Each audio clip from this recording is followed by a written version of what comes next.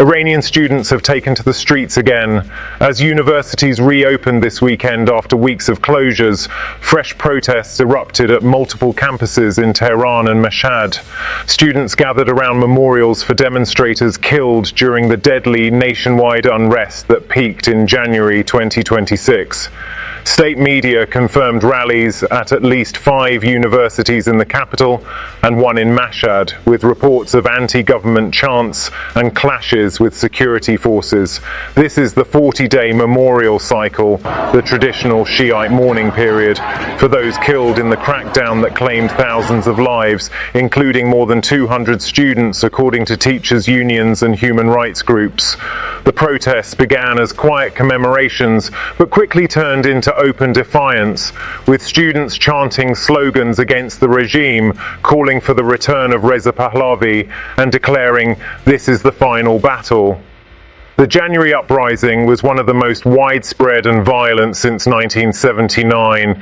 Economic collapse, brutal repression, and the regime's heavy-handed response left deep scars. When universities closed for the mourning period, the regime hoped the anger would fade. Instead, the reopening of campuses has become a new flashpoint. Students see the memorials as a safe way to gather, but once together, the grief turns into rage. This is classic Iranian protest dynamics. The 40-day cycle has repeatedly reignited movements for decades.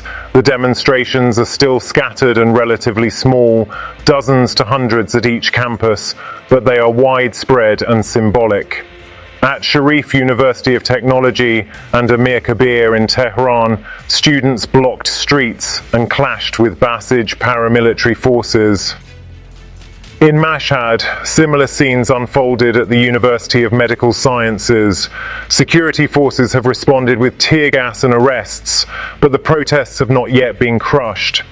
State media is downplaying them as limited gatherings, while opposition channels and verified videos show burning regime flags and calls for regime change. Tensions are especially high because of the looming US threats, with American carriers and dozens of additional F-22s, F-35s, and F-15Es now positioned near Iran, and Trump's 10 to 15-day deadline for a nuclear deal still ticking.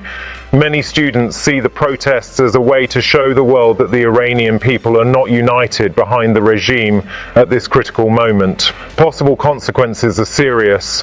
If the protests grow beyond the campuses, as they did in January, the regime may respond with even harsher crackdowns, risking more deaths and international condemnation.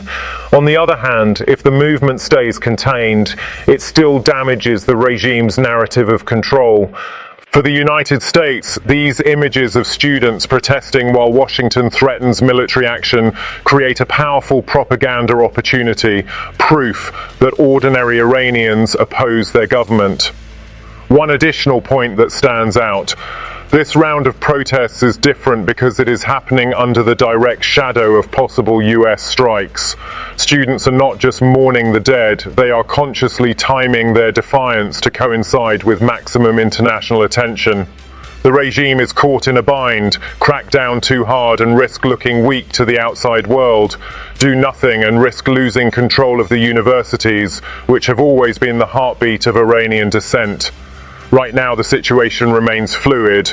Campuses are open but heavily policed. The next few days of mourning ceremonies will determine whether these sparks turn into a new wave of nationwide unrest or are smothered once again. In a country already facing external military pressure, internal protests like these are not just student demonstrations. They are a direct challenge to the regime's survival at the worst possible moment.